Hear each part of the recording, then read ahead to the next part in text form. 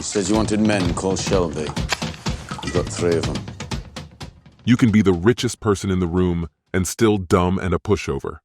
On the contrary, a person with no money in his pockets can dominate the room if he understands the way power works, if he knows how to stand, sit, and talk like a powerful and dominating personality. And today we are going to talk about how to obtain power and how to control it. We all know that power is the most desirable thing in the world, and let me clear it right now that you don't need lots of money or a giant physical appearance to be powerful. Although these factors help greatly, power can be acquired without them too. Let's take a look at Thomas Shelby from Peaky Blinders. Tommy's appearance isn't that intimidating, neither was he rich when he started. And although he can kill people, his mindset and sheer confidence is the real reason for all his power. It's all about the way he behaves, the way he looks at people, and the calmness and authority in his voice when he talks is what give him this upper hand against his enemies. It's all because Tommy knows how the power works.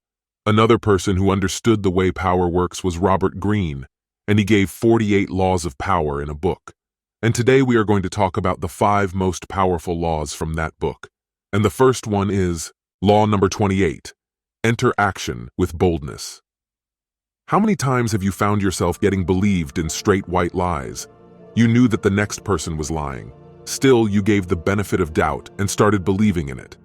The most possible reason for this would be that the person who lied in a confident and bold manner. That confidence is the greatest power tool. You can win anyone with confidence.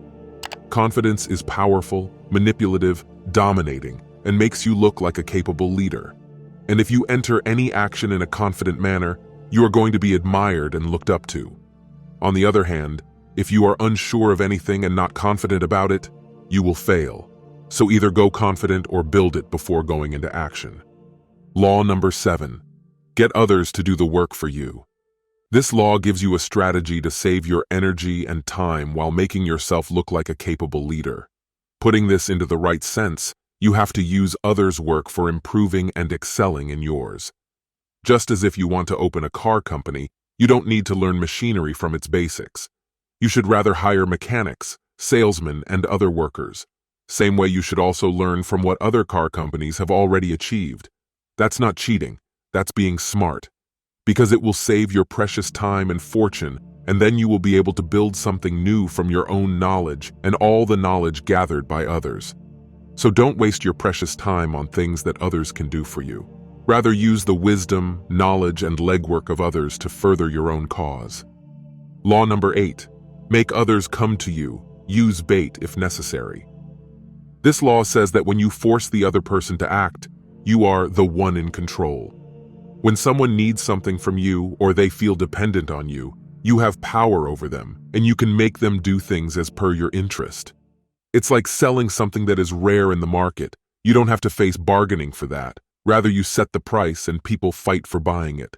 So to overpower others, you have to have something of their interest, like information or any kind of help for which they will come to you.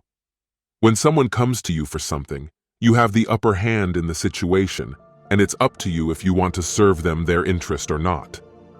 Law 13, people are selfish. This law states that when asking for help, appeal to people's self-interest, never to their mercy or gratitude.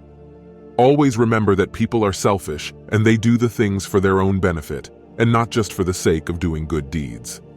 Well, there might be some people who will help you based on your past services or relations to them, but most of them won't do it if it is not in their interest.